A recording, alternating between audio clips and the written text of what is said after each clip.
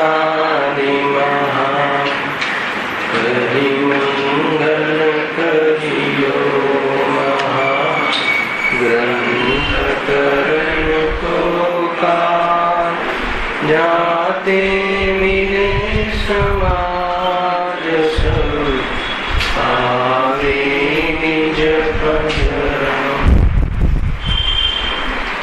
जी निज भाव सदा सुख निज नो करो प्रकाश जे विधि भव दुख तणी करे छे सत्कार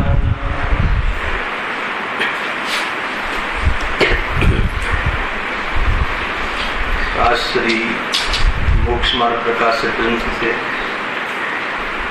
त्रीजा अधिकार पर अपने स्वाध्याय चाल रही से पेज नंबर 54 अधिकार में आचार्य कल्प पंडित टोडरमल जी आ माध्यम थी कहे से कि कर्मना उदय में जीव ने केवी जातिनी परिस्थितिओ बनी से अने ए परिस्थिति में जीव ने पोताना स्वरूपनु भान न होवाना कारणे घणा दुख ने प्राप्त थाय छे। कुल मळीने कषायोथी जीव घणो दुखी थाय छे।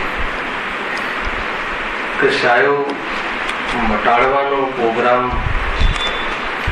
जीवन में अपना एजेंडा में होवो जोईए। जे खरेखर दुखनु कारण छे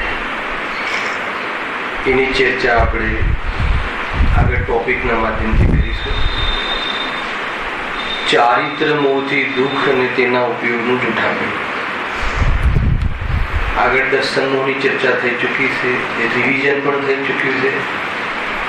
एना पछी आपणे कोई विषय रविवार आगे नतो चाल्यो राजेशभाई। महावीर भगवानना जन्म कल्याण अने उदयश्रीना मत परिवर्तन संबंधी आपणे अंतिम प्रवचन विस्तारथी कर्युं हतुं એટલે વિષય આગળ આપણે નતો ચલાવ્યો। ચાલતો વિષય આપણે વિરામ લીધો હતો, આજે એનો ફરીથી પ્રારંભ કરીએ છીએ। कि चारित्र मोहना उदय थी जीवना भाव क्रोधादि कषाय रूप व हास्यादि नो कषाय रूप थाय छे। त्यारे जीवा कलेशवान बनी दुखी थतो विह्वल थई नाना प्रकारना कुकार्यमां प्रवर्ते छे। ए अहीं दर्शावी छे। कयो विषय चालवानो छे आ बे पेजमां एना इंडिकेशन रूप भूमिका रूप उत्थानिका रूप 3 લીટી આવી। બે પ્રકારે મોહનીય કર્મમાં ભેદ કર્યા હતા કે ભાઈ દર્શન મોહનીયના ઉદયમાં મિથ્યાત્વ ભાવ થાય છે અને ચારિત્ર મોહનીયના ઉદયમાં કષાય ભાવ થાય છે। એ આપણને ક્લિયર હોવું જોઈએ। મોહનીય કર્મ એક, એના બે પેટાભેદ। दर्शन मोहनीना उदय में जीव ने मिथ्यात्व भाव थाय, निमित्त प्रधान संबंध। અને ચારિત્ર મોહનીના ઉદયમાં કષાય ભાવ થાય છે। મોહ અને કષાય यद्यपि બંનેને આપણે કષાય કહી દઈએ તો કોઈ દોષ નથી, કેમ કે આત્માને જે કસે, આત્માને જે દુઃખ દે એ બધા ભાવો કષાય ભાવ છે। तो त्या ये बात समझवा जेवी छे, विचारवा जेवी छे कि मिथ्यात्वना उदयमां मोहन दर्शन मोहनना उदयमां थता मिथ्यात्व भाव जनित दुख और चारित्र मोहनीना उदयमां थता कषाय भाव जनित दुख। मूल तो दुखनो पकड़े छे, दुख थाय छे जीवने। तो लॉजिकली ये बन्नेनो जो विचार करिए तो मिथ्यात्व भाव और कषाय भाव वच्चे जे डिफरन्सियस छे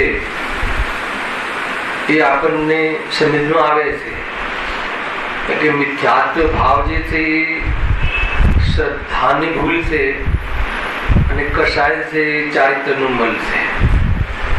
બે ગુણ જુદા છે એટલે આપણે બુદ્ધિથી આપણે ડિફરન્ટ કરી શકીએ છીએ. સમજવા મિથ્યાત્વ નામનું જે દુઃખનું કારણ છે એ શ્રદ્ધા ગુણની વિકારી પર્યાય છે, વિપરીત પર્યાય છે.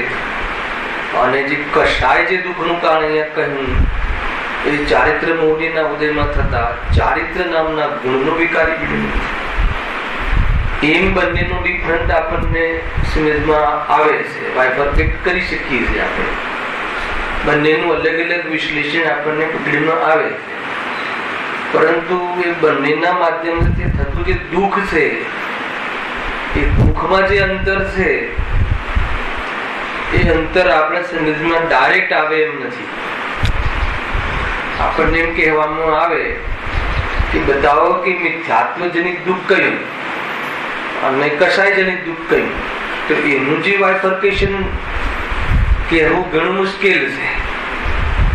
છતાં પણ જો એનું બારીકીથી વિચાર કરવામાં આવે તો વાત પકડીમાં આવે એમ છે. જે મેં અહીંયા ન્યાય મૂક્યો એ તમને ખ્યાલ આવે છે. નજર પકડમાં આવે તો શાંતિથી વિચાર કરીએ આપણે. જીવને દુઃખમાં નિમિત્ત કયું કર્મ છે? મોહની.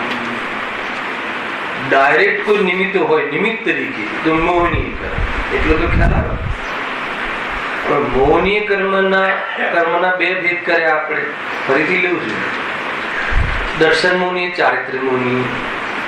હવે દર્શન મોહની અને ચારિત્ર મોહનીના નિમિત્તથી જે જીવને ભાવ પેદા થાય છે, જે પરિણામ થાય છે એ કેવા પ્રકારના છે એની ચર્ચા રહી. અને એ ભાવથી મૂળ શું છે કે એનાથી દુઃખ થાય છે. બે વાત કહી. તો એમાં દર્શન મોહનીના ઉદયમાં મિથ્યાત્વ ભાવ થાય છે અને ચારિત્ર મોહનીના ઉદયમાં કષાય ભાવ થાય છે. બે ભાવ ખ્યાલમાં આવે. હવે બે ભાવમાં જે ડિફરન્ટ પાડ્યો નામ તરીકે, કામ તરીકે, એ સંબંધી આપણને સમજમાં આવે છે આગમના માધ્યમથી અને આપણને અનુભૂત પણ છે. એ પણ હમણાં ચર્ચા કરીશું. તો દર્શન મોહનીના નિમિત્તથી જે મિથ્યાત્વ ભાવ થાય છે એ જુદો ભાવ છે અને ચારિત્ર મોહનીના ઉદયથી થતો જે કષાય ભાવ છે એ જુદો ભાવ છે. બંને ભાવ જીવને દુઃખ આપનારા છે, દુઃખના કારણ છે.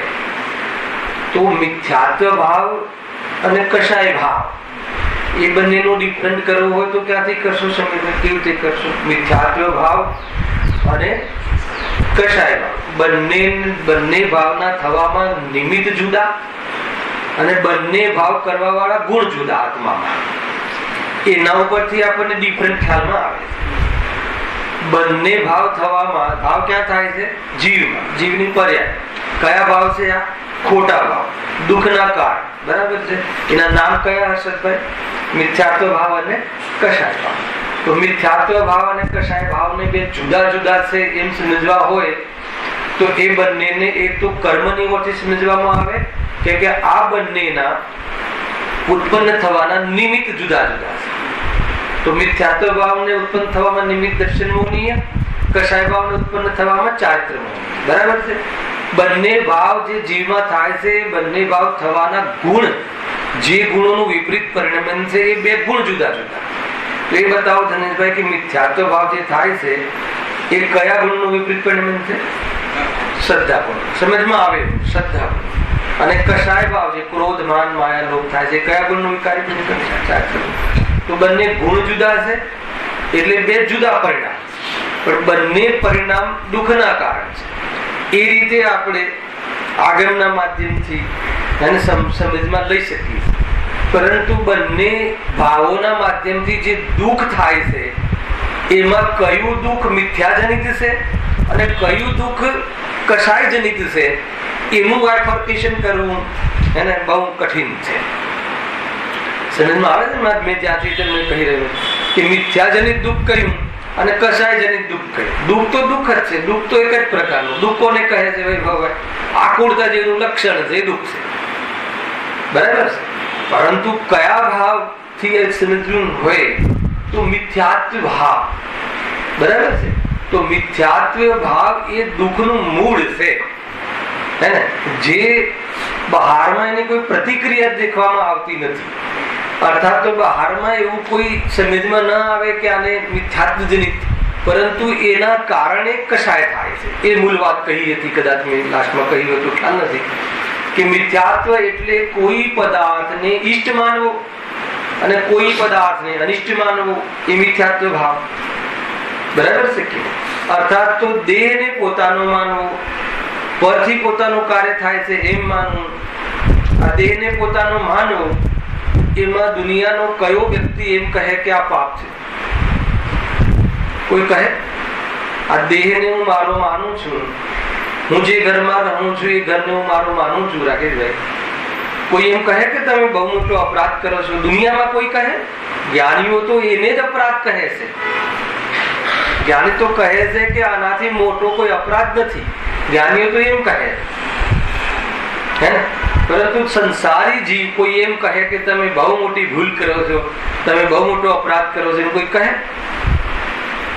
તો કહે છે કે કેમ એ અપરાધ છે, કેમ એ વાસ્તવમાં મતલબ ભૂલ છે, કે કેમ કે એના કારણે જીવને કશાય પેદા થાય.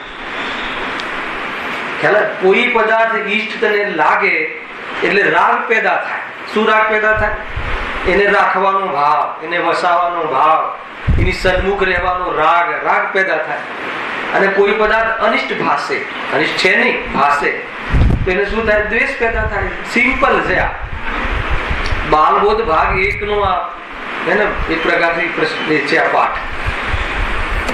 કોઈ પદાર્થ અનિષ્ટ લાગે, શરીરમાં તાવ આવે, હે ને, તો એ શરીરમાં તાવ આવે, શરીરને આપણે પોતાનું માન્યું છે, અને તાવ આવે અનિષ્ટ માન્યું છે, તો હવે આપણે શું થાય? તાવ જવું જોઈએ, જવું જોઈએ, દ્વેષ રાગ. તો એ રાગ દ્વેષ પેદા થાય છે. હવે રાગ દ્વેષ એ બે નામ કયા? એમાં રાગ દ્વેષમાં ક્રોધમાન લોભ સમાહિત છે, નો કશાય સમાહિત છે. એનો પાઠ આપણે ચાલી રહ્યો છે. એના માધ્યમથી શું થાય છે? હવે અહીંયા પાઠ એ ચાલવા વાળો છે કે જે કશાયો પેદા થાય છે, મિથ્યાત્વ ભાવથી શું થાય છે સમીરભાઈ? કશાય પેદા થાય. કશાય પેદા થાય તો શું પ્રોબ્લેમ છે? કશાય પેદા થાય તો શું પ્રોબ્લેમ છે? અરે દુઃખ થાય છે, સંતાપ રહે છે, જીવ વ્યગ્ર રહે છે, જીવ ચિંતિત રહે છે, જીવ ભયભીત રહે છે, જીવ પરેશાન રહે છે. ખ્યાલ આવે ને? આ રીતે શાનાથી? કશાય. અને કશાય કેમ થાય છે? મિથ્યાત્વ. ખ્યાલ આવે? મિથ્યા ભાવ. મિથ્યા ભાવ બટી ગયા પછી જે કશાયો રહે છે, એ કશાયો કેવી રહે છે? મટતી કશાયો રહે છે, જવાવાળી કશાયો રહે, સંસ્કાર રૂપ રહે છે, વ્યવહારથી એને કશાય કહે છે, મટવાવાળી કશાય છે, દમ વગરની કશાય છે. ખ્યાલ આવે? બળેલી સૂત્રીવત છે. કેવી હોય? લાગે બરાબર આમ બળેલી રાખની, પણ એ સૂત્રીને ઊંચી કરીએ તો એનાથી કોઈ વસ્તુ બંધાય? તો કહે છે કે ન બંધાય એવી કશાય રહે છે, અલ્પ કશાય રહે છે. એટલે ઘણો બંધ થાય, અનંત બંધ થાય એવી કશાય રહેતી નથી. અને જે અલ્પ બંધ થાય એને અધ્યાત્મ માર્ગમાં બંધ કહેતા નથી. કેમ? કેમ કે જ્ઞાનીઓ એ વખતે બંધને પોતાના સ્વરૂપ તરીકે અનુભવ કરતા નથી. આ પૂરું પેકેજ છે. આખું તમારે સમજવું હોય તો આ રીતે છે. ને તો કોઈ કહે કે જ્ઞાનીને પણ કશાયો તો રહે છે, તો કશાયો એ આ લેવલની કશાયો રહે છે. હવે મૂળ વાત અહીંયા આપણને આખા પ્રકરણમાં એવી જોરદાર સિદ્ધિ કરશે અહીંયા પંડિતજી કે એ ક્રોધ કશાય પેદા થાય અથવા ક્રોધનો ઉદય થાય તો જીવ કેવી જાતિના પરિણામ કરે છે.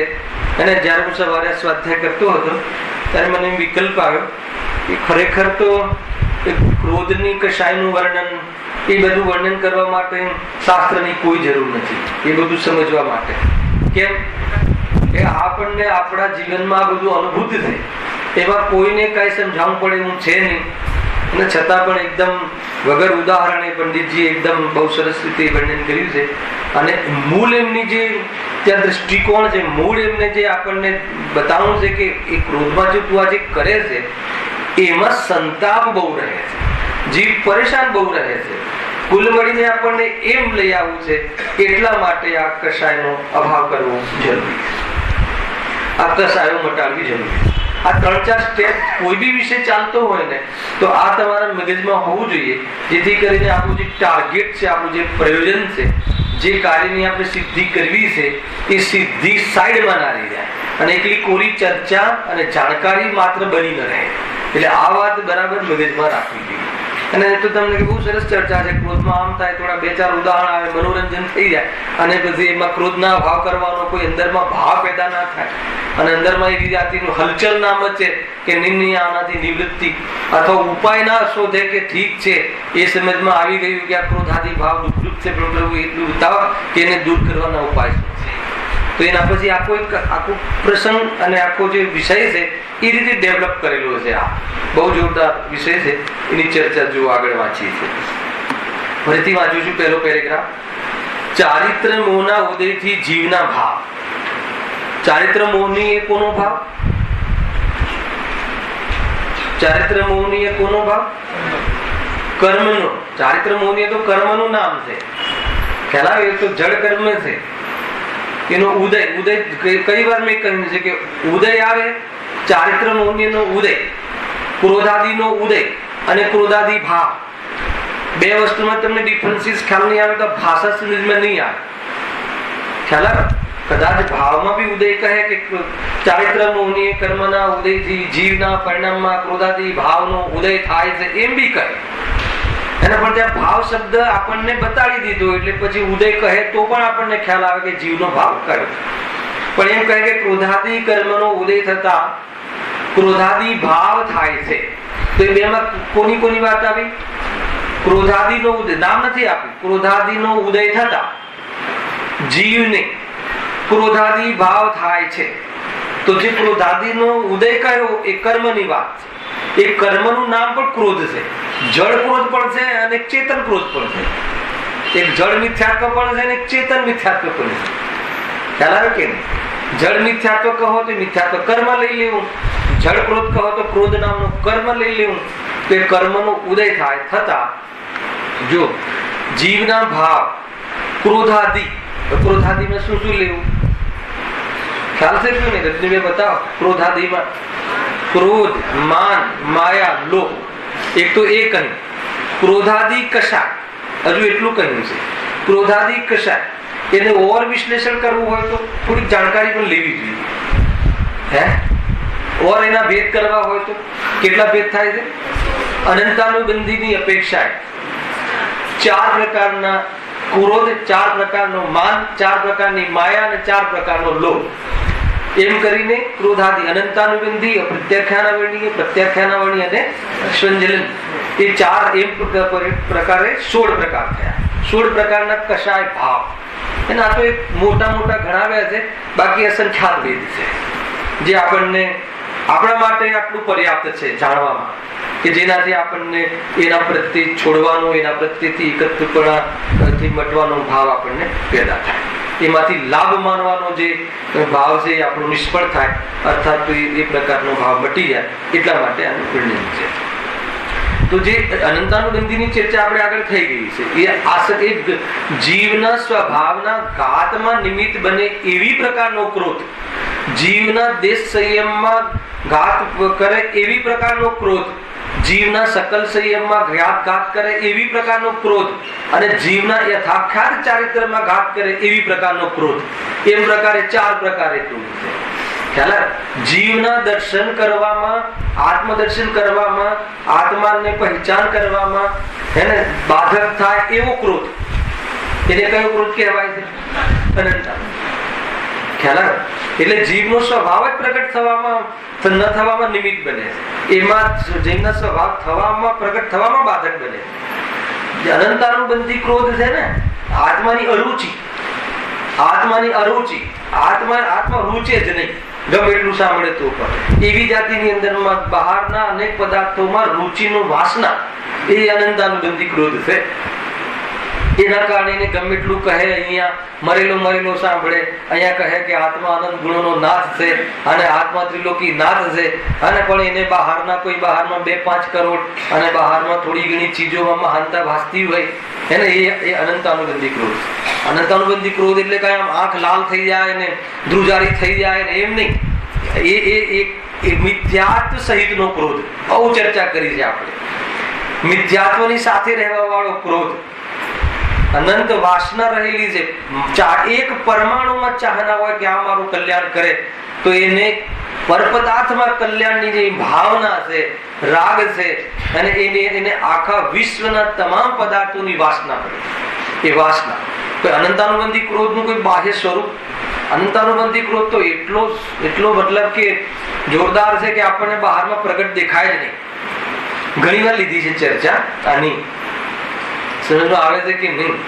માની લો કે ઘણી વાર જ્ઞાની ધર્માત્મા નો ક્રોધ બહારમાં દેખાય, હાથ લાલ પીળી કરે, મુનિ અવસ્થા હોય અને પોતાના સંઘમાં પોતાના કોઈ શિષ્યને બરાબર પ્રાયશ્ચિત આપે, અને બરાબર મતલબ કે કોઈ ભૂલ કરી હોય તો ઠપકો પણ આપે, અને ત્યાં કોઈ એવો મિથ્યા દ્રષ્ટિ બેઠો હોય કે સાહેબ કોઈ બી ભૂલ થઈ હોય તો પણ આમ એને લેટ ગો કરે, કાંઈ વાંધો નહીં, લેટ ગો કરે, ભલે મારું શરીર ફાડી ખાય, કોઈ સિંહ વાઘ તો પણ લેટ ગો કરે, એટલી મંદતા, તો બી અનંતાનુબંધી. એની ચર્ચા આજે કયા અધિકારમાં ચાલે? કયો અધિકાર ચાલતો હતો આજે? પરમ આવશ્યક અધિકાર હતો ને, એ જ હતો. એ રીતે એમાં વાત આવી હતી, આ વાત આવી હતી. એને શું વાત આવી હતી? ઘાસનું ઘર ત્યાગે, અંદરમાં ત્રિલોકી નાથ, અંદરમાં મતલબ કે જ્ઞાન ઘર એની તો એને ખબર ના હોય, અને બહારમાં માની લો કે એક મેં ઘરનું ઘાસનું ઘર, ગુરુદેવ કે એ વખતે ક્યાં કાચના મકાન, છતાં પણ એમ કહ્યું કે એક વાર એક નાનું ઝૂંપડું છોડે અને ક્યાં વસે કે આ મેં અનુપમ ઘરમાં વસ્યો. કયું ખબર છે? આ મેં છોડ્યું એ શુભ ભાવના માનસમાં, એ શુભ ભાવના એન્વાયરમેન્ટમાં જીવન વિતાવે. મેં બધું છોડ્યું. પેલા અરે તારું હોય તો તું છોડે ને. ઘર છોડવાની વાત ક્યાં હતી? દોષ છોડવામાં આવે છે અને ગુણ ગ્રહણ કરવામાં આવે છે. એ છે પદ્ધતિ. ઘર છોડવામાં આવે કે ઘર મારું માન્યું છે એ છોડવામાં આવે, અને ઘર મારું માન્યું છે એ દોષ છે, અને એ છૂટે તો નિમિત્તમાં પછી કશાય મળતા ઘર સંયોગમાં નથી રહેતું. એનું નામ ઘર છોડ્યું કેવું હોય તો કહો. આપણે તો મેં ઘર છોડ્યું, મેં ઘરનો ત્યાગ કરી દીધો છે, મેં આનો તો ત્યાગ કરી દીધો છે, પણ મેં આ છોડ્યું એ મિથ્યાત્વનો ત્યાગ તો તે કર્યો જ નથી, તો કશું છૂટ્યું નથી. આ વાત આપણને પીકડીમાં આવી ગઈ. હે કેમ કે બહારના પછી એવા જીવોને અંદરમાં મિથ્યાત્વ અને રાગ મટી જાય છે, તો એ લેવલની જયારે મતલબ વિતરાગતા આવે છે ત્યારે હું નિરાજોને સંયોગમાં ઘર આદિ હોતું નથી. તો એ પ્રમાણે ઘર આદિ છૂટી ગયું એટલે કોઈ એવા પાપ કર્મનો ઉદય આવ્યો અને ઘર જતું રહ્યું એમ નહીં. એને પછી એ રીતે કહેવાય છે કે સ્વયં ઘર છોડીને ચાલ્યા ગયા, તો પછી તરત વાત ઉભી થાય ઘર છોડ્યું કહેવાય. ઘર નથી છોડ્યું, ઘર તો છૂટું જ હતું. ઘર છોડવાની વાત ક્યાં હતી? એના ઉપરથી આખી વાત ચાલે. પછી નિમિત્ત પ્રધાન કથન કહેવામાં આવે કે જયારે જેને મિથ્યાત્વ અને રાગ મટી જાય એવા જીવના બહારમાં જે ચીજની જરૂર નથી એવી ચીજ બહારમાં હોતી પણ નથી, જોવા મળતી પણ નથી. એને કદાચ એ ભાષામાં પછી કહી દો આટલું સમજ્યા પછી કે છોડી દીધું તો એ પ્રોબ્લેમ નથી, પણ આ સમજ્યા વગર પેલા છોડી દીધું માત્ર હોય તો છોડી દીધાનો મતલબ મગજ ઉપર બહુ બોજો રહે. મેં છોડ્યું. અને આપણા જેવા જીવોમાં પણ મેં છોડ્યું, મેં રાત્રિમાં ભોજન છોડ્યું, બસ પૂરા દિવસ મતલબ જરા પણ ચેન ને પ્રાપ્ત નથી હોતો. એવી બધી ચર્ચાઓ હમણાં આવવા વાળી છે આની અંદર, જીવ સંતાપને પ્રાપ્ત રહે. એ રીતે બહુ સુંદર ચર્ચા ત્યાં કરી હતી. તો એ રીતે અનંતાનુબંધી ક્રોધની ચર્ચા થઈ. તો બીજું સંયમ, એક દેશ સંયમ, મિથ્યાત્વ છૂટી જાય, અનંતાનુબંધી કશાય છૂટી જાય, છતાં હજુ એક દેશ ત્યાગનો ભાવ પણ ન આવવા દે એવો ક્રોધ, એવી મતલબ કે અરુચિ ભાવ, તો એવો ચાલતો હોય છે. સકલ સંયમ, પછી એક દેશ સંયમ પ્રાપ્ત થઈ જાય પણ સકલ સંયમ પ્રાપ્ત ન કરવા દે એવી જાતિના ક્રોધમાનમાં એમનું, એવી જાતિનો રાગ, એવી જાતિનું પરિણતિ એ પ્રાપ્ત થઈ જાય, એ પણ અભાવ થઈ જાય. પછી યથાખ્યાત ચારિત્રની પ્રાપ્તિ જે કરવાની છે અંતિમ એની પૂર્ણતા, એમાં સંજલન કશાય, થોડો ધર્મનું રાગ પણ, પ્રવચન સાર લખવાનો પણ રાગ પણ, અને આખી દુનિયા અને તીર્થંકર પ્રકૃતિનો બંધ થાય એવી જાતિનો ભાવ પણ, એને એ આગળની શ્રેણીમાં ચડવા અર્થાત તો અર્હન પદ પ્રાપ્ત કરવામાં નડે છે, બાધક બને છે. એને સ્વંજનન કસાય કહે છે. અને એ પ્રમાણે લિંગ એની ચર્ચા આપણે આગળ બહુ કરી છે. હવે અહીંયા જે વિશે જે ટેકનિકથી છે, જે લોજિકથી છે, એની ચર્ચા આપણે કરીએ. જો ચારિત્રના મોહના ઉદયથી જીવના ભાવ ક્રોધાદિ કસાયરૂપ હોવા, કસાયરૂપ હોવા પછી શું લખ્યું છે? હાસ્યાદિ નો કસાય, કસાય નો કસાય, કસાય નો કસાય બે શબ્દ આવે ને. તો કસાય તો તમે કહી ક્રોધમાન માયા લોભ ચોકડીની અપેક્ષાએ 16 અને 9 નો કસાય. નો એટલે 9 નહીં, હે ને? નો કસાય એટલે 9 કસાય નહીં. એ નો કસાય 9 પ્રકારની છે, એ અલગ. પણ નો નો અર્થ શું છે? કિંચિત. નો નો અર્થ છે ને એક દેશપણું સૂચિત કરે છે. નો એટલે એક દેશપણું. તો એક દેશ જે કસાય એક દેશ કસાય છે. એક દેશ એટલે મંદ એમ નહીં, અનુભાગ મંદ એમ નહીં. એક દેશ એટલે કે જેને જે કસાય શું કસાય કહે, જે કસાયને વધારવા માટેની કસાય તો છે, પણ ડાયરેક્ટ કસાય કહેવી કઠિન પડે. હવે કોઈ હસે, કોઈ પ્રસન્ન રહે તો કોઈ કસાય કહે, કોઈનો વિયોગ થઈ જાય અને થોડો શોક થાય તો કોઈ કસાય કહે એને. પણ છતાં એ કસાયમાં જેવી કસાય ક્રોધમાન માનવમાં જેવી કસાયની શક્તિ છે એવી કસાય આમાં આ કસાયમાં નથી હોતી. છતાં પણ એ કસાય તો જરૂર છે, એટલે કસાયના પકડમાં લીધી છે. ઘણી વાર તો નો કસાયનું વર્ણન એટલું બધું આવે છે કે આપણને એમ લાગે કે આ તો ક્રોધમાન માનવ કરતા બી ખતરનાક કસાય. ઘણી વાર એવી ભાવ દીપિકા ખોલજો અને આપણે પ્રભાવના કરેલી છે એકવાર, વાંચજો એમાં નો કસાયનું પ્રકરણ. અને એમાં જે 3 વેદનું વર્ણન છે ને, અને એ જે કસાયનું વર્ણન એમ લાગે કે આ તો ભયંકર કસાયો છે. પણ છતાં આચાર્યોએ કહ્યું કે જે ક્રોધમાન માનવની જે કસાય છે એના પ્રમાણમાં આની એકદેશતા હોવાથી એને નો કસાય કહેવામાં આવી છે. એ કેટલા પ્રકારની છે? 9. કઈ? હાસ્ય, શોક, રતિ, અરતિ, ભય, જુગુપ્સા અને 3 વેદ પરિણામ. સ્ત્રીવેદ, પુરુષ વેદ ને નપુંસક વેદ. આ 9 પ્રકારના પરિણામ જીવને રહે. બહુ પરિચિત પરિણામો છે અને એ પરિણામમાં જીવ શું કરે છે એની જોરદાર ચર્ચા આ પ્રકરણમાં આપી. અને એટલું જ નહીં, એ પ્રકારની પ્રવૃત્તિ સહજ થતી હોય છે એમાં જીવ કેવો પરેશાન રહે છે, સંતાપ રહે છે, બેચેન રહે છે.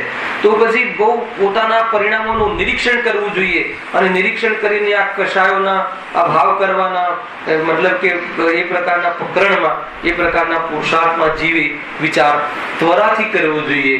અને એ સિવાય જીવને કોઈ દુઃખ મટે એ બાતમાં દમ નથી. એવી રીતે અહીંયા પંડિતજી વર્ણન કરે છે.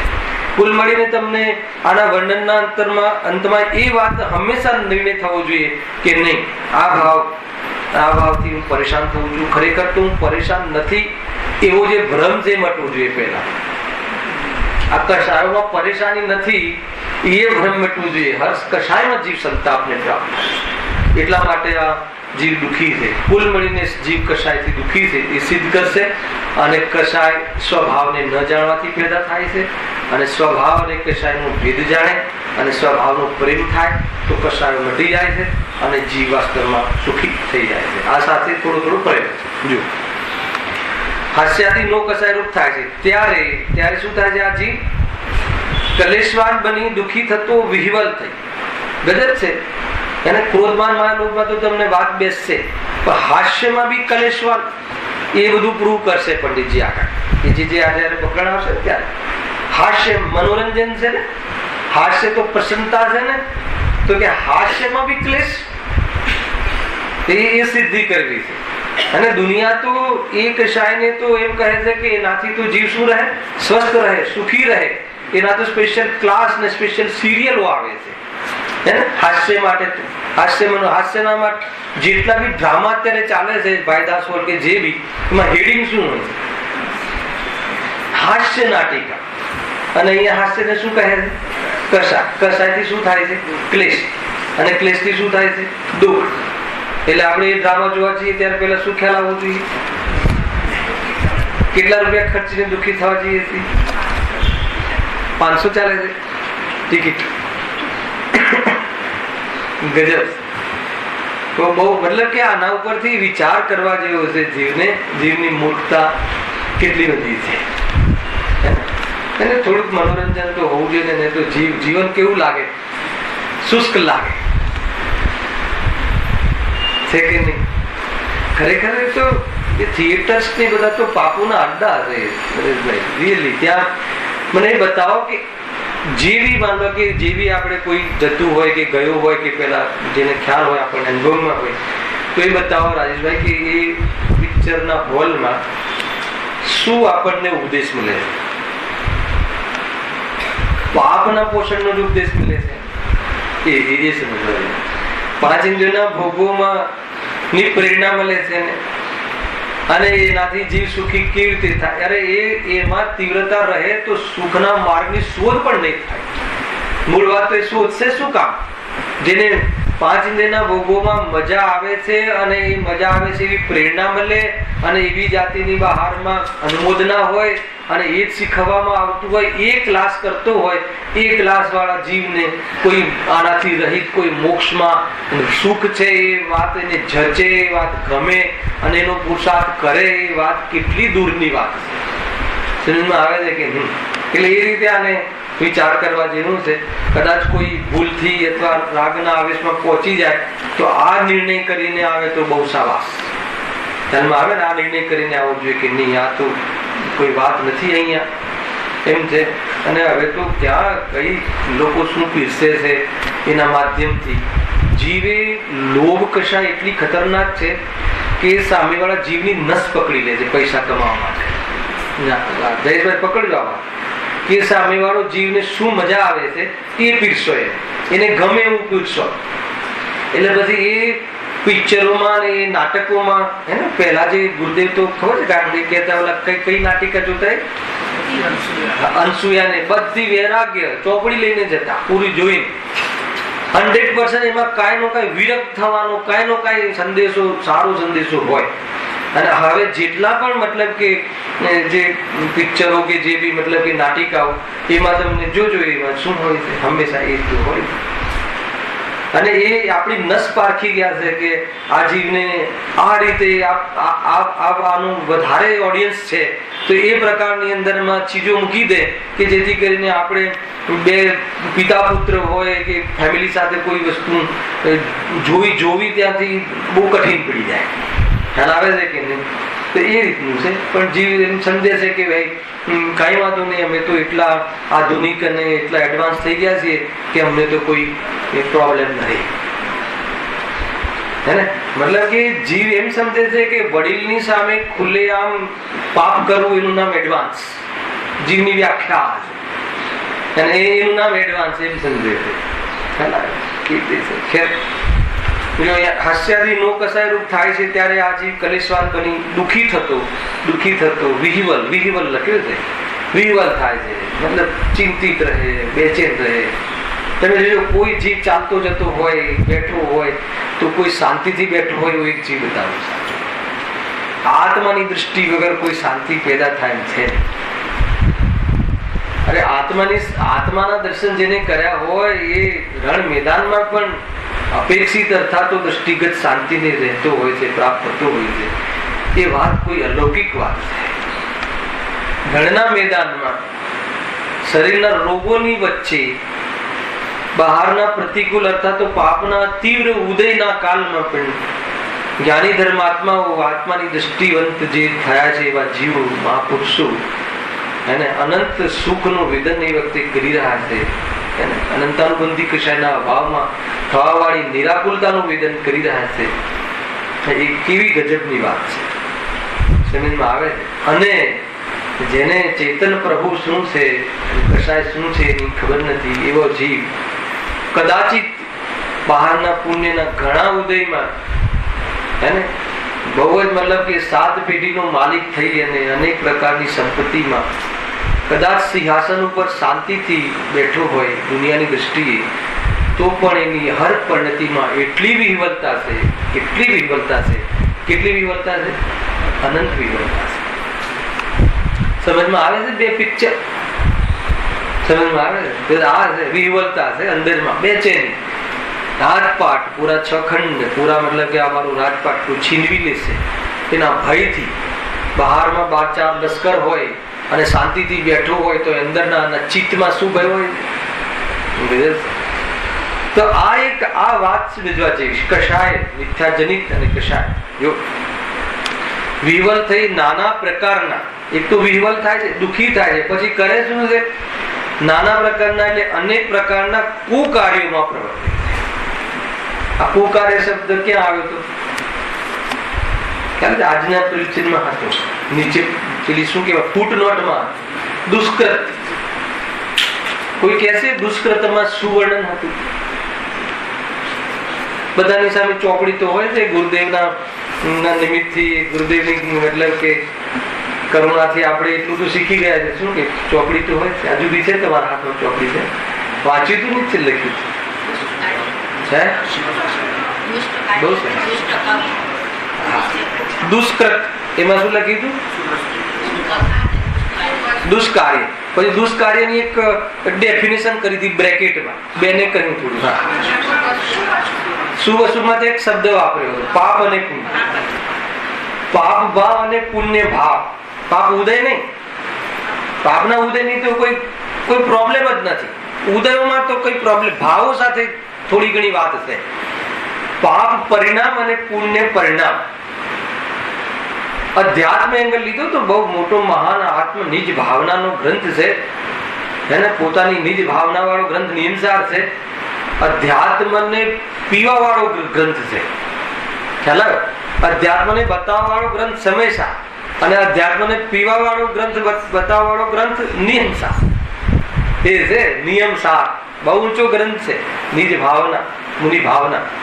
તો એમાં જે પરમ આવશ્યકના અધિકારમાં જે દુષ્કૃત્ય જે શબ્દ લખ્યો હતો ત્યાં એમ લખ્યું હતું કે પાપ અને પુણ્ય બંને ભાવ દુષ્કૃત્ય.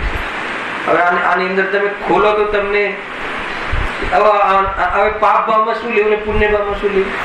એ તો ગુરુદેવની દેન છે. ખાવા પીવાના ભાવ પાપ ભાવ, દયા દાન વ્રત આદિ, સ્વાધ્યાય આદિ પુણ્ય ભાવ. બરાબર છે? એમ તો કરી હવે ઓલું લગાવો સીધા, પાપ અને પુણ્ય બંને ભાવ દુષ્કૃત છે. હવે એ ભાવ બોલી અને દુષ્કૃત્ય લગાવ, જરા ભારે પડે ને? હા, દુષ્કૃત્ય છે. બહુ મતલબ કે હે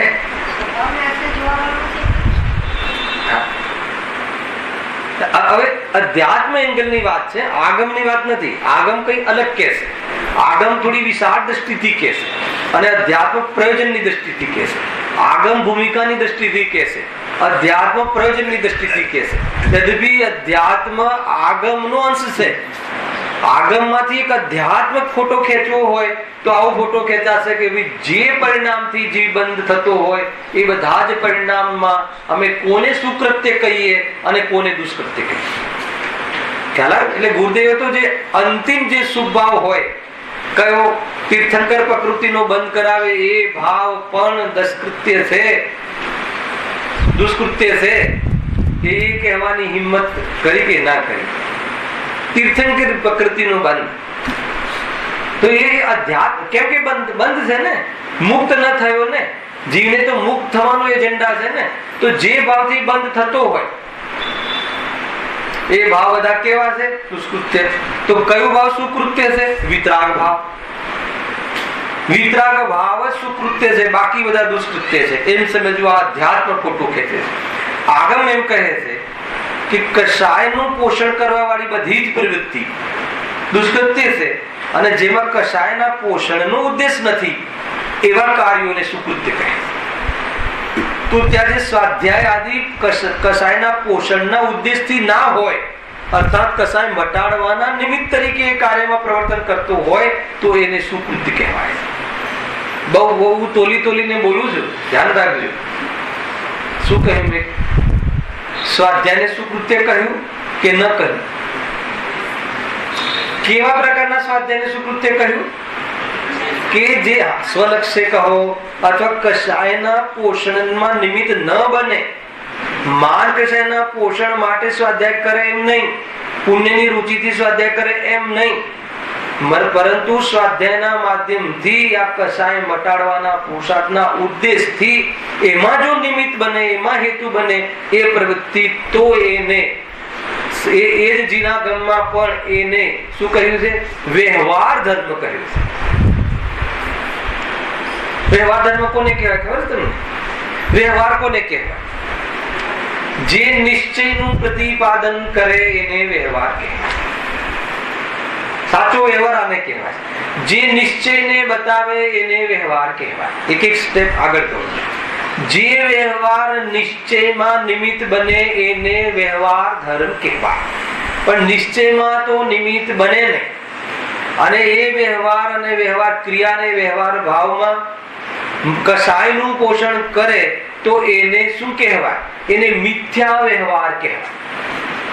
પછી એ વ્યવહારમાં જીનેન્દ્ર ભગવાનની ભક્તિ હોય કે એ વ્યવહારમાં ચાહે સ્વાધ્યાય હોય કે ચાહે એ વ્યવહારમાં જોરદાર ભેદ જ્ઞાનની પ્રવૃત્તિ હોય, જોરદાર ચર્ચા કરતો હોય, ભેદ જ્ઞાન જોરદાર ચર્ચા કરતો હોય, પણ અંદરમાં એની એવી એક ધારા ચાલતી હોય કે હું જોરદાર ચર્ચા કરું છું, લોકો મારાથી પ્રભાવિત થાય છે, લોકો મારાથી વાહ વાહ કરે છે, બોલે નહીં, ફિલિંગમાં અંદરમાં ચાલે, અને અંદરમાં એવો વટ અંદરમાં એને ખ્યાલમાં અંદરમાં પોષણ થતું હોય, તો એ ભલે ચર્ચા એટલી સૂક્ષ્મ હોય, જોરદાર ચર્ચા હોય, કરેક્ટ ચર્ચા હોય, આગમ અનુકૂળ ચર્ચા હોય, પરંતુ એને સામાન્ય નિમિત્ત બની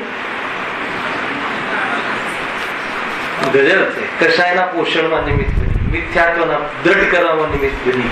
તો બતાવો એ વ્યવહારને, એ ચર્ચાને, એ ચિંતનને શું કહેવાય? દુષ્કૃત્ય કહેવાય કે સુકૃત્ય કહેવાય?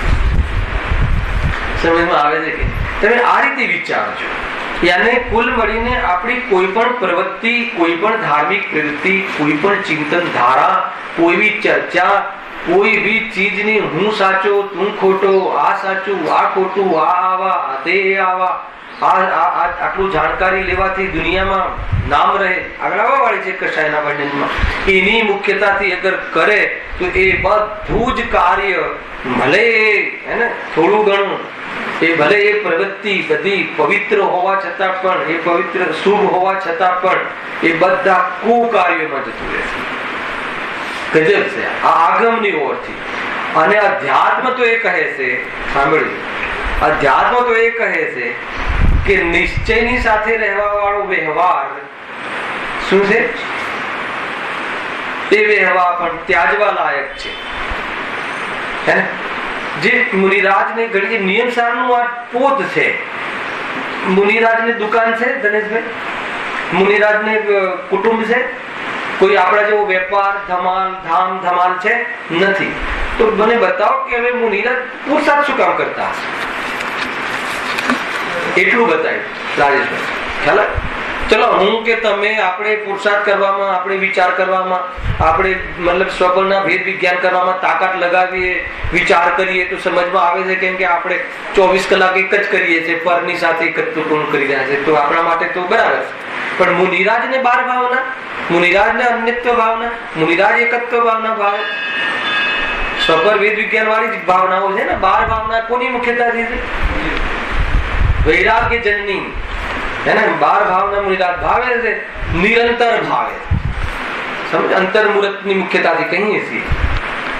તો મને બતાવો કે હવે એમને એકત્વ ભાવના ને હું એકલો જ છું, હું ભિન્ન છું, અને આ અન્ય છે, શરીરાદી અન્ય છે, આ રાગાદી અન્ય છે, આ જે બહારના પ્રવચન સરાદી લખવાના ભાવ અન્ય છે, એ હવે એમને શું જરૂર છે? હવે એમને શું જરૂર છે? તો એ પુરુષાર્થ એમને કેમ ચાલે છે? તો ત્યાં લખ્યું, નિયમસારમાં લખ્યું, વ્યવહારના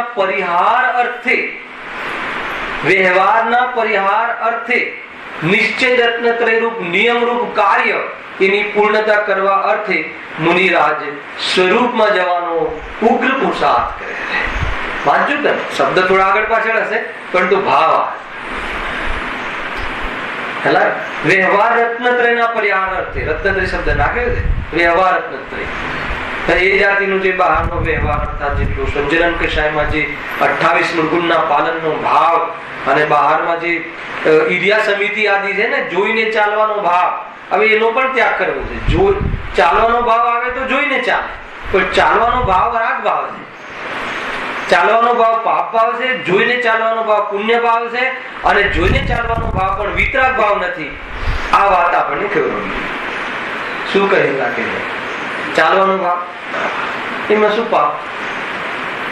સમજમાં આવે કે ચાલવાનો ભાવ પાપ? શું કામ ચાલવાનો ભાવ આવે તમને બતાવો. ચાલવાનો ભાવ શું કામ આવે? તમે ચાલીને ક્યાંક જશો ને દુકાન મકાન, તો એ ભાવ એ એટલે ચાલવાનો ભાવ એટલે પાપ છે. કોઈ કાર્યની સિદ્ધિ કરવા પંચેન્દ્રિયના ભોગો સંબંધી સામગ્રીની એટલે પાપ ભાવ છે. ઠીક છે. અને એ પાપ ભાવમાં પણ પછી કેવી રીતે ચાલવાનું? એટલી તીવ્રતા છે ને મને બિઝનેસની. પણ જે એકેન્દ્રિય તો શું, માણસ બેઠો હોય તો એના પર પગ દઈને અંદર જતું રહેવાનું ટ્રેનમાં. ખ્યાલ આવે છે કે માણસ બેઠો હોય ને એ પણ વૃદ્ધ બેઠો હોય જે સક્ષમ નથી તો પણ એની પાછળ શું કામ કરે છે? એની પાછળ એ જે કાર્ય કરવા જઈ રહ્યો છે, જે એચીવ કરવા જઈ રહ્યો છે, જે પ્રયોજન સિદ્ધ કરવા જઈ રહ્યો છે, શું સિદ્ધ કરવા જઈ રહ્યો? મોક્ષ. ખ્યાલ આવ્યો કે નહીં? કમાવા ધમાવા જઈ રહ્યો છે, ધન કમાવા જઈ રહ્યો છે, અથવા કોઈને મળવા જઈ રહ્યો છે, જે બી, તો એમાં એટલી તીવ્રતા છે કે એને આ જીવ પણ જોવાની તસ્દી કે એની પ્રત્યે કરુણા કે એના તરફ જોવાનું લક્ષ્ય, તો એવો જીવ અંદરમાં એનો ભગવાન આત્મા પૂરેપૂરો બેઠો છે એવી જોવાની તસ્દી લેવાનો ભાવ જન્મે ખરો? ન જન્મે ને તો એટલું મોટું નુકસાન. એનું નામ છે આ ચાલવાનો ભાવ પાપ છે.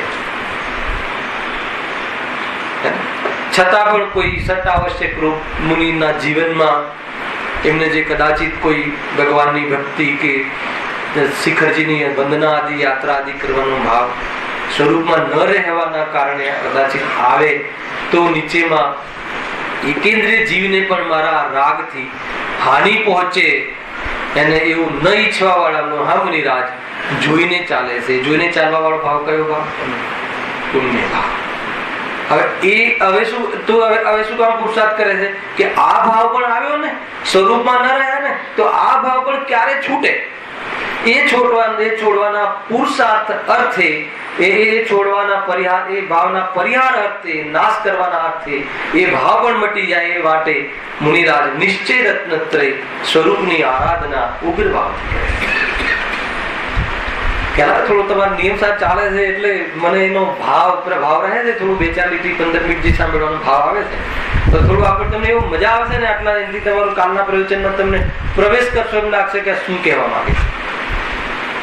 ત્યાં એક દુષ્કૃત્ય શબ્દ તો મૂકી દીધો આચાર્ય, પણ એની પાછળ શું કામ મૂક્યો, એના શું અર્થ થાય છે, એના શું લેવલ છે એ સમજીને આપણે શું સમજવાનું છે. તો આપણે જે કાર્યને મતલબ કે આ આખું દુનિયાના તમામ પાંચેન્દ્રિયો ભાવ છોડી દીધા, છોડવાનો મંદ ભાવ, એને જો દુષ્કૃત્ય કહેતા હોય તો હું તો એ ભાવ કેવી રીતે પોષાય એને તો પછી શું કહેવું?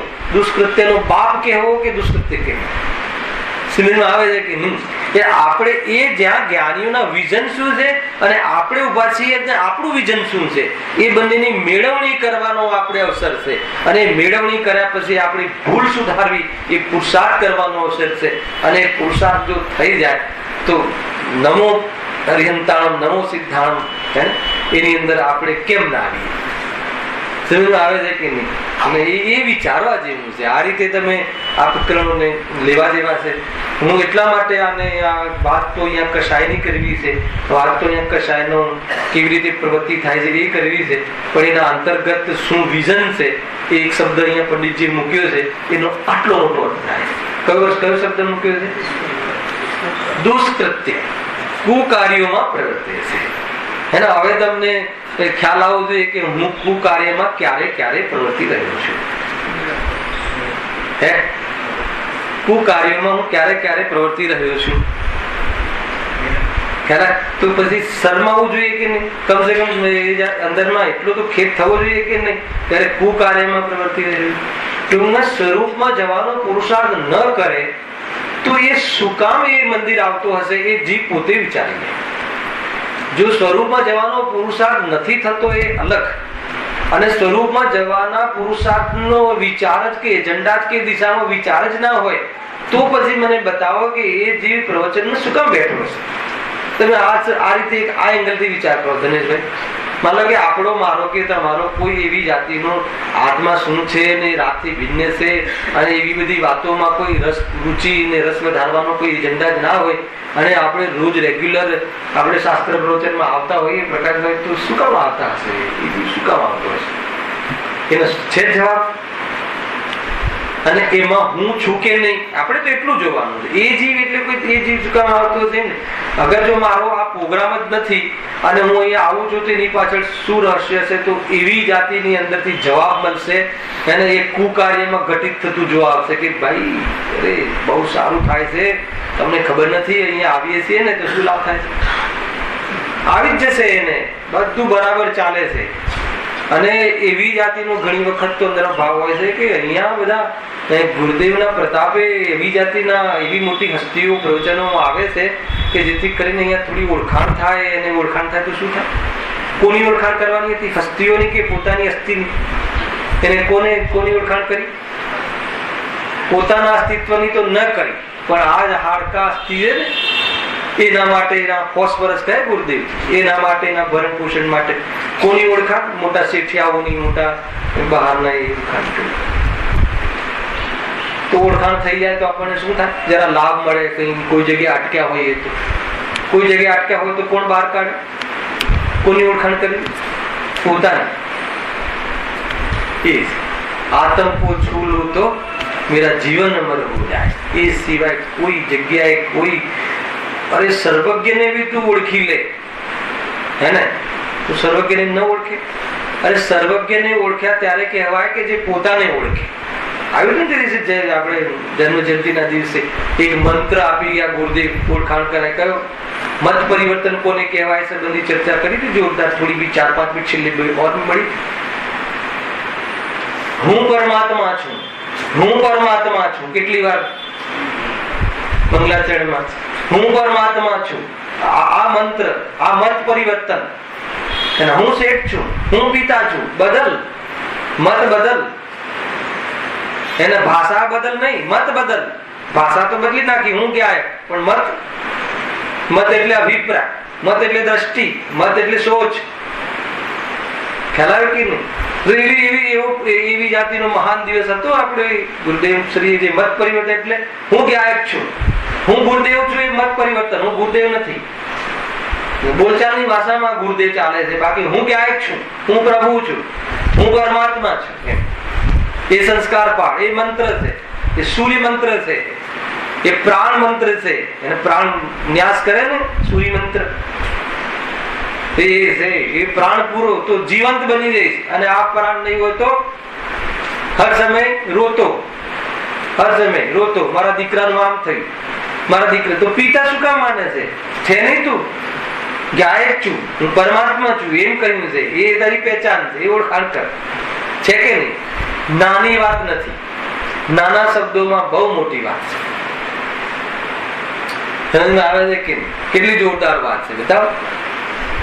તો એ રીતે અહીંયા કહે છે કે એ વાસ્તવમાં જ્યાં સુધી એને અંદરમાં આવું ઘણી વખત વિચાર, કઈ વાર મેં મારા પોતાના માટે કરેલું છે, એને પોતાના માટે જ વિચાર કરું છું કે આપણને જો અહીંયા કશાય મટાડવાનો પ્રોગ્રામ આપણો છે જ નહીં આપણા જીવનમાં, અને અહીંયા વાત બધી કશાય મટાડવાની વાત ચાલે છે, તો એવા પ્રસંગમાં મારું આવવું જે થાય છે ને હું રેગ્યુલર આવું છું, તો એની પાછળ શું વિઝન હોઈ શકે એ બહુ વિચાર કરવા જેવી વાત છે.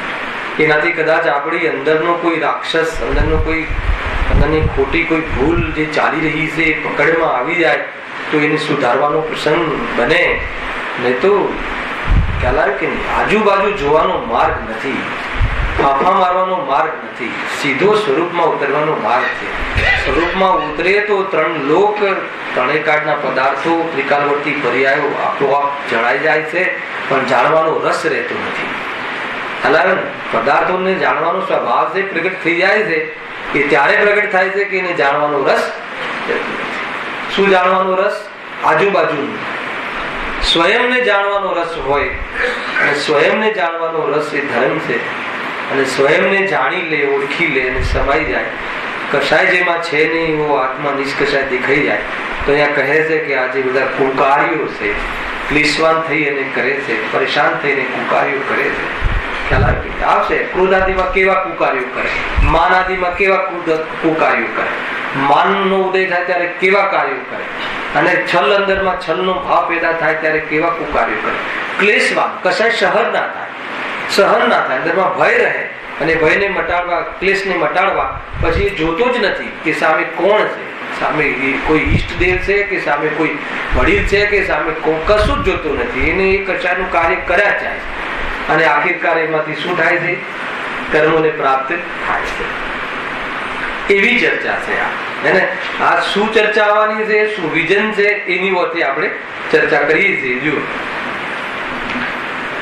નાના પ્રકારના કાર્યોમાં પ્રવર્તે છે એ અહીં દર્શાવીએ છીએ. થોડીક 2-3 મિનિટ છે, આપણે વિષય પ્રારંભ કરીશું. એને આગળનો અને કાલેની ચર્ચા ખુલાસાથી કરીશું. જ્યારે ક્રોધ ઉપજે ત્યારે અન્યનું બુરું કરવાની ઈચ્છા થાય. ક્રોધમાં શું થાય? હવે આ વાત આપણને શાસ્ત્રથી જાણવાની જરૂર જ નથી, પણ લખ્યું છે એટલે વાંચનાની રૂપે હું વાંચીશ. અંદરનો ક્રોધ ઉત્પન્ન થાય એટલે શું થાય?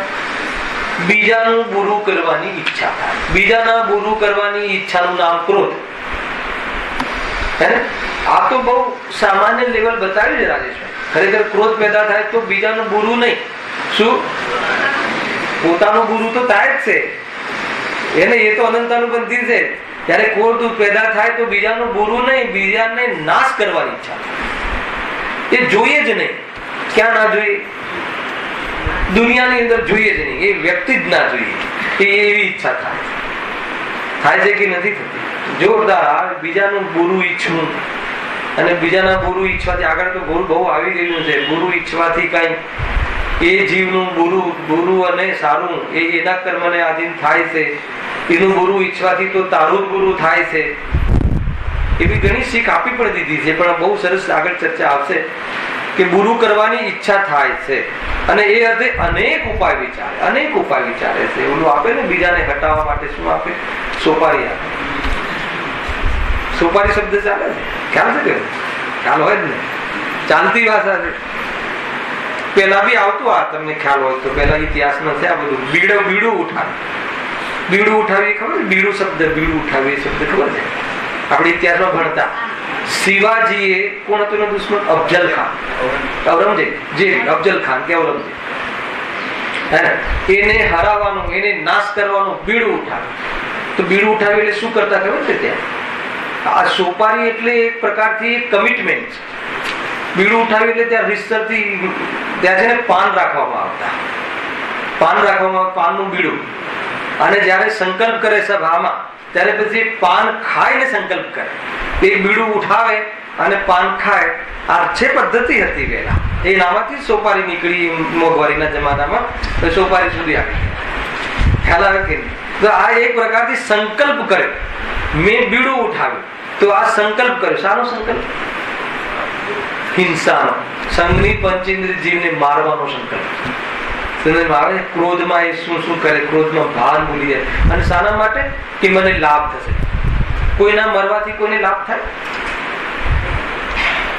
ખ્યાલ આવ્યો કે નહીં? તો એ રીતની બુદ્ધિ ક્રોધમાં એની જ્ઞાન બુટું થઈ જાય છે, એની સોચ ખોટી થઈ જાય છે. એવી જાતિની અનેક ચર્ચાઓ હવે આગળ આવશે. અને એમાં મૂળ જે એમને કન્સલ્ટેટ કરાવવું છે આપણને કે એનાથી ઘણો સંતાપવાન રહે છે. અને સંતાપવાન રહે છે અને ઘણું નુકસાન પોતાનું પણ કરી નાખે છે. એમાં જે પોતે માને છે ને જીવ, એ પોતાને એ રીતે બી પોતાનો આઘાત કે પોતાનું નુકસાન કે મરણ બી કરી નાખે છે ક્રોધમાં. એવી જાતિનો એવા ક્રોધને શું કરવું જોઈએ? એવા ક્રોધને જીતવું જોઈએ. શાના માધ્યમથી? ક્ષમાના માધ્યમથી. ક્ષમા વિરસ્ય ભૂષણમ. એને ક્ષમા ક્યાંથી પેદા થાય? વસ્તુની સમજણથી. વસ્તુની સમજણ કોના માધ્યમથી થાય? સ્વાધ્યાયના માધ્યમથી. અને એનો નિશ્ચય કરે, નિર્ણય કરે વસ્તુનો, તો એનો આવો ક્રોધ આદિ ક્રોધ નષ્ટ કરવો કે ક્રોધના માધ્યમથી કોઈને નષ્ટ કરવો. નિર્ણય એ કરાવશે છેલ્લે તું ક્રોધને નષ્ટ કર. કેમ કે તું ક્રોધથી સંતાપ થાય. તું બીજાને નષ્ટ કરી શકતો નથી અને તું ક્રોધને નષ્ટ કરી શકે છે વ્યવહારનું કથન. અને તું સ્વરૂપમાં જાય તો ક્રોધ પેદા થતો જ નથી. અને એવી જાતિના અનેક એંગલો આમાંથી નીકળશે. એની ચર્ચા થાય. સહેજાનંદી